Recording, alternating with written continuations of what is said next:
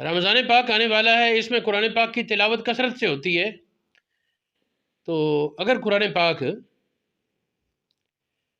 اس نیت سے پڑھا جائے، ویسے تو جب ہم پڑھیں گے قرآن پاک اس کا ثواب نبی پاک کو ملنا ہی ہے کہ آپ نے سکھایا ہے، لیکن اگر اس نیت سے پڑھا جائے کہ جو میں پڑھ رہا ہوں اس کا ثواب نبی پاک کو ملے، میری طرف سے اس کا ثواب نبی پاک کی بارگاہ میں تحفہ ہے، سارا قرآن پاک اس نیت سے توجہ کے ساتھ پڑھے، تو ایک بار قرآن پاک پڑھ کر حضور علیہ السلام کی بارگاہ میں ہدیہ پیش کرے تو اللہ رب العالمین کی رحمت سے اس آدمی کا قرض دور ہو جائے گا غیبی اسباب سے، جتنا مرضی ہو.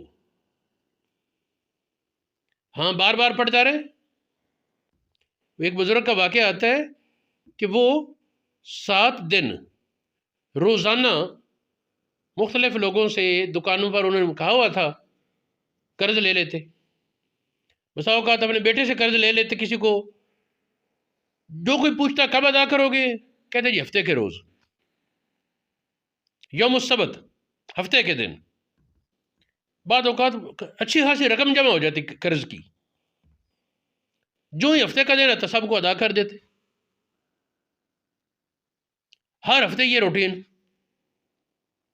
ایک بار ان کا بیٹا جو ہے نا وہ ان کے پیچھے پڑ گیا، ابا جی مجھے راز بتائیں، ہے کیا؟ مجھے یقین ہوتا ہے، میں اچھی طرح تلاشی لیتا ہوں آپ کی کپڑوں کی، سامان کی، یقیناً آپ کے پاس نہیں ہوتے پیسے، اور پھر ہفتے کے روز آپ ادا کر دیتے. سب رو پڑے.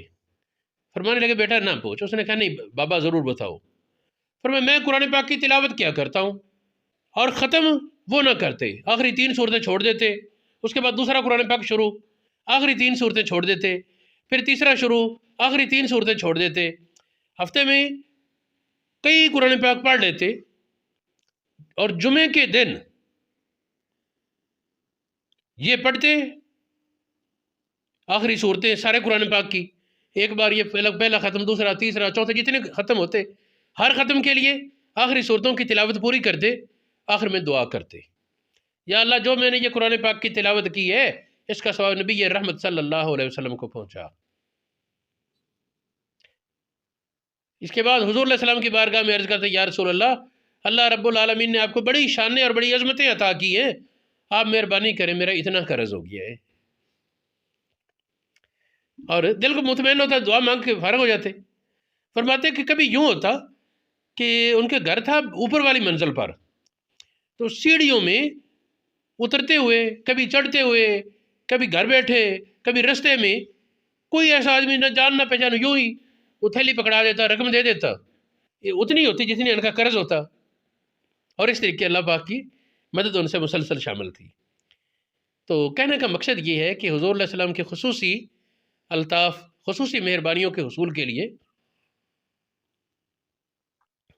یہ طریقہ کار کہ قرآن پاک آپ کی بارگاہ میں ہدیہ کرنے کی نیت سے پڑھا جائے اور پھر پیش کیا جائے، تو اس سے یقیناً فیض اور برکت نصیب ہوگی اور فائدہ ہوگا.